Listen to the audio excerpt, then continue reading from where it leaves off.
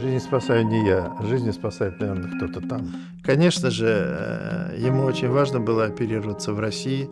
Наверное, потому что это руководитель могучей и большой страны. Мы одному больному, которому показаны 2 операции на сердце, делаем обе сразу. А по государственному заказу мы не можем этого делать, потому что за 2 операции нам не платят как за 2, а платят как за одну. Пинцет, ножницы.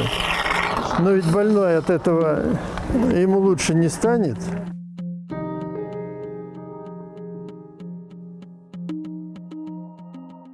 Показания были абсолютными, может быть, даже опоздавшими, потому что подавляющее большинство и консилиума, и врачей, которые вели Бориса Николаевича, сомневались в успехе операции.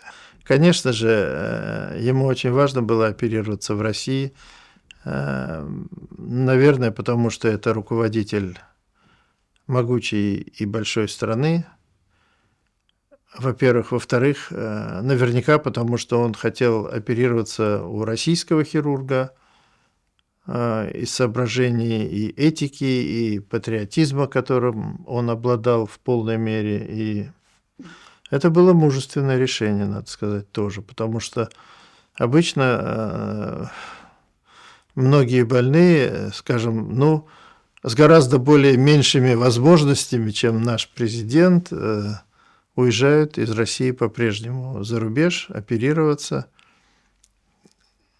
не всегда успешно, к сожалению. Здравствуйте.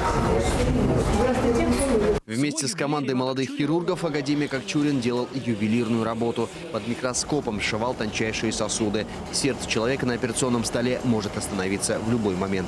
Тяжелый пациент с ишемической болезнью сердца, с закупоркой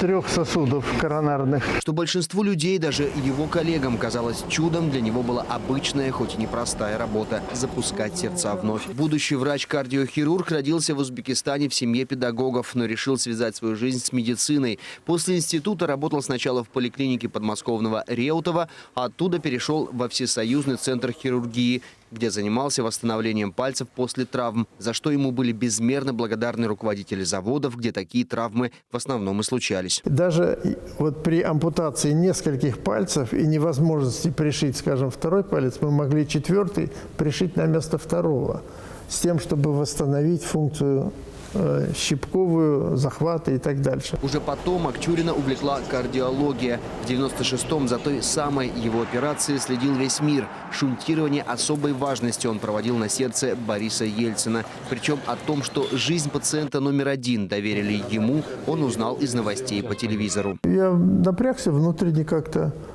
может быть, мобилизовался, потому что несколько консилиумов, проведенных до этого объявления Борисом Николаевичем о своей операции, отвергали возможность самой операции, практически возможность самой операции. Говорили о том, что он ее не переживет. За ту работу врачам дали по квартире, а сами операции на сердце из разряда элитных превратились в те, что делаются по страховке.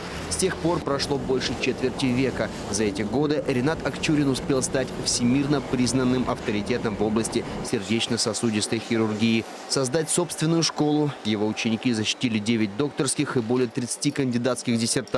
Но самое главное, каждый день продолжал спасать чужие сердца, пока его собственное не остановилось.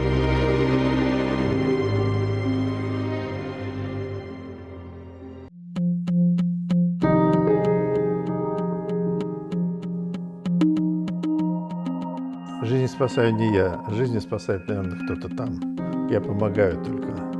Бабушка мне, старая Алия, говорила: ты не трогай чужие сердца, это грех. Их только Аллах может касаться, Всевышний.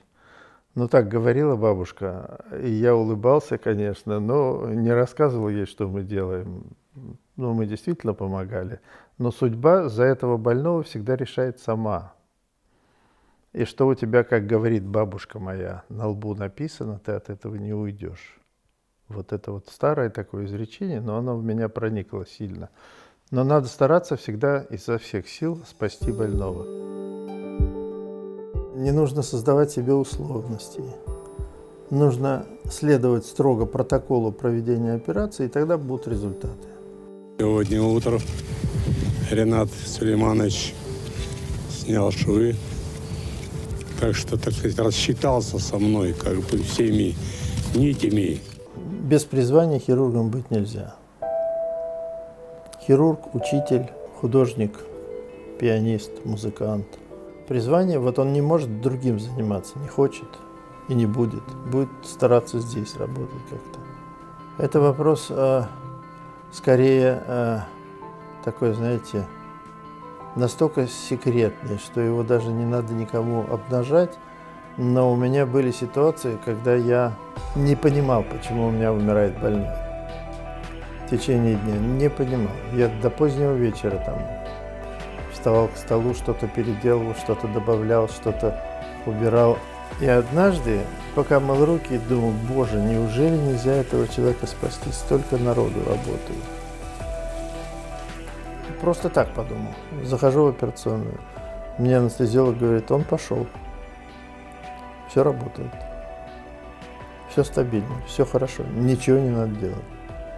Я подошел, посмотрел, действительно все в порядке.